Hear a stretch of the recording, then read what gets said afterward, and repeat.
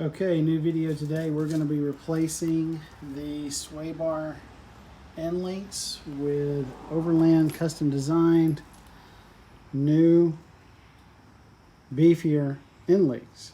So this is what we're going to be doing today. Got the wheels off, ready to go. Should be a fairly quick installation. Kind of dreary out today, but thought I'd go ahead and get this done and let y'all see what it is. I've got both the front and the rear, right? That was the front one I've shown you. The smaller one right here is for the rear. So I'm going to be doing a set at a time. All right. Okay, so the original OEM is off, and here is the Overland Customs design. Just want to show you side by side just the sheer beefiness of this one. There's a lot of videos out there on this stuff. Timmy the Toolman and Sean have a really good video on how to replace these. These are all kind of like the same OEM spec, and I went with the forged links.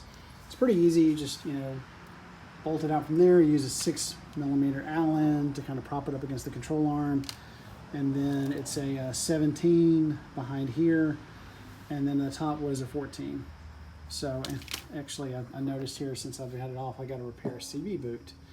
I have an axle going bad, so grease is everywhere. I'm going to clean that up and take a look at that. So.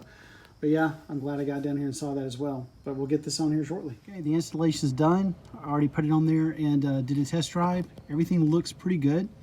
Feels pretty good. The rears are done as well. Sorry I didn't show me putting those on there, but it's pretty straightforward like I said. They're completed. One other thing I did a while back too, based on recommendations, I actually had this done by a body shop, was to have the Energy Suspension's body mounts put on based on me putting on the 4X Innovations bumpers.